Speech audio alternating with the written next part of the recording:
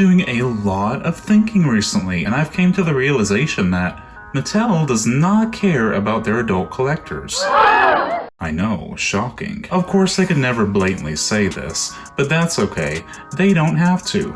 Their actions speak for themselves. From them ignoring our criticisms over their pixelated facial screenings, even going as far as using the screening method on what is labeled as an adult collectible, to them producing one-of-a-kind, high-quality Ken dolls in their recent collaborations with Dapper Dan and Berluti with articulation, rooted hair, and high-quality fashions, it's clear that Mattel knows and can produce what Barbie collectors want to see from the brand. They just don't care. Those collaborations, to me, was as if Mattel held up a giant middle finger to their consumers, basically saying, hey, we know you want this, and we can do this, but fuck you, this isn't for you. Those dolls were up for auction, and the proceeds did go to charity, and that's all fine and dandy, but this is the type of dolls that us collectors have been begging of Mattel to produce, and they know this, and they weren't even available in limited quantities for the general public, they just weren't available, period. Which is really insulting if you ask me.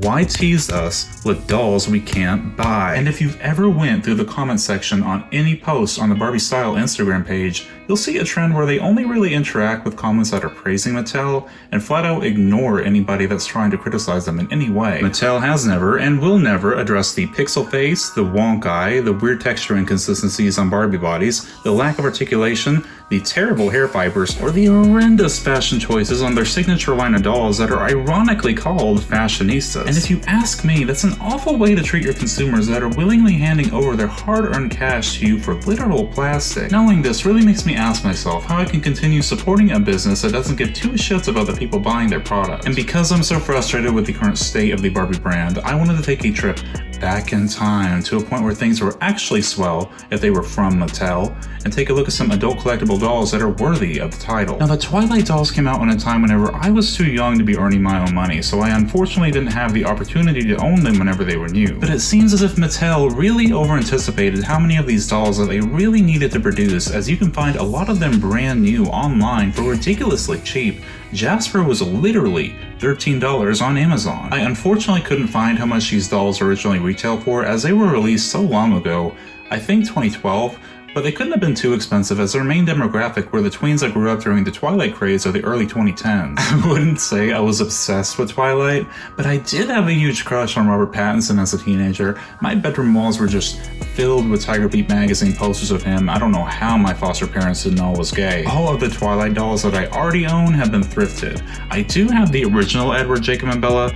They did come with their clothes, I'm just using them for other dolls. And that's part of the reason why I picked these up, is because the clothes on these dolls are ridiculously high quality, especially for a pink label doll, and especially compared to the trash that Mattel is putting out nowadays. Speaking of clothes, you might have noticed something different. I met this person on Etsy who runs a shop called the Confusion 83.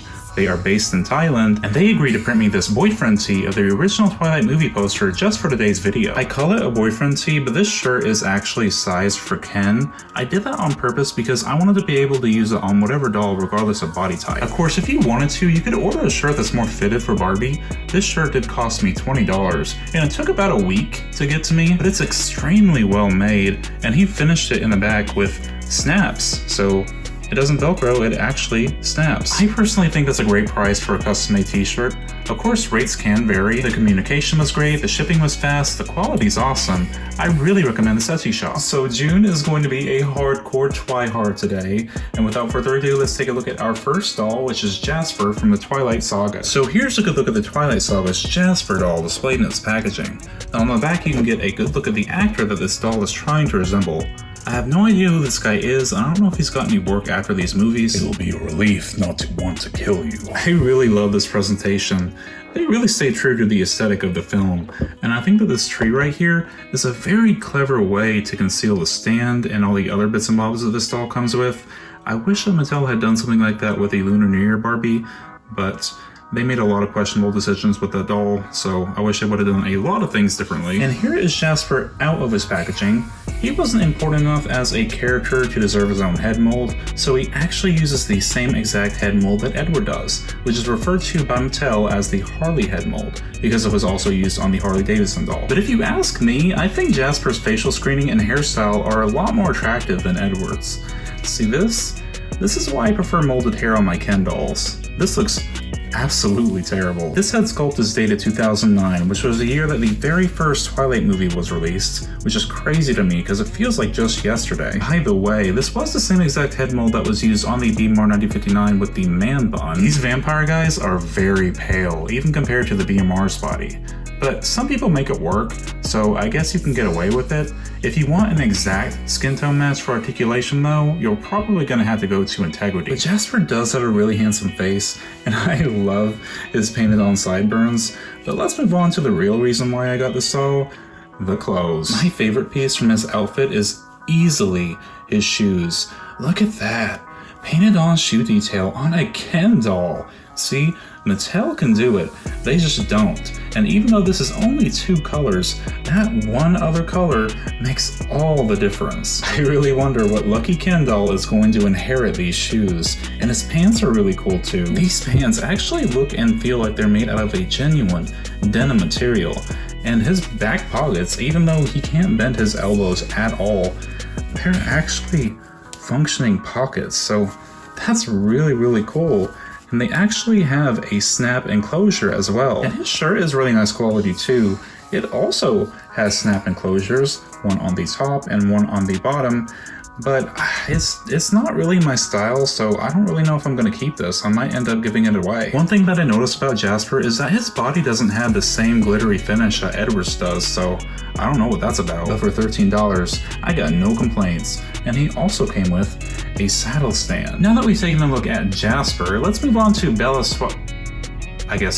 Cullen now from Breaking Dawn Part 2. Here is a good look at Bella displayed in her packaging, and on the back you can get a good look at Kristen Stewart looking all moody. I was born to be a vampire. I only got this doll for the jacket. There, I said it. But I guess we gotta review the doll now. Bella uses a classic head mold. She uses the Mackie head sculpt, which is dated 1991. From what I remember, it's been like 10 years since I've seen this movie. This is after Bella is converted into a vampire, so she's a lot more fair-skinned than the human version of Bella Swan. Now, I'm not sure how much this looks like Kristen Stewart, but these are really pretty dolls regardless. But unfortunately, we don't have a made-to-move option that is pale enough for the vampire Bella, so you'll have to look at Integrity Toys if you want to articulate them. But for some reason, the female dolls do have the added articulation in the knee, so I guess that's something. I feel like there's been some budget cuts taken with this particular doll because the human Bella came with a real working zipper on her jacket, whereas this one just kind of snaps on, and you can see that she doesn't even have a separated tank top and pants. I mean, they're just all one piece. But I'm sure I'm still going to be able to find some use out of this as it's made out of a really stretchy material, so I'll be able to easily get it on and off of her. But her shoes are really awesome too. They unfortunately don't have any sort of added paint detailing like Jasper's do, but they're a really cool sculpt, and because they're black, that means that they'll be very universal. Her only piece of jewelry is this silver wedding ring. I guess it's a wedding ring because I'm pretty sure that her and Edward are married at this point in the films. I also got Bella on Amazon, but she was a little bit more expensive than Jasper. She was more around like the $20-something price range, but like I said, this outfit is way better than anything Mattel is putting out nowadays, so she's worth it just for the outfits. Well, thank you all so much for joining me today for my review of these Barbie Twilight Saga dolls. The only other doll from this collection that I would like to get is Alice, and yeah, I'm not gonna spend that much on her. Let me know, do you like the Twilight Saga movies? Either ironically or unironically, and were you Team Edward or Team Jacob? I was Team I can take it from both ends. As always, be sure to like, comment, and subscribe if you enjoyed my content, and I'll see you all in the next video. Thank you so much. Bye.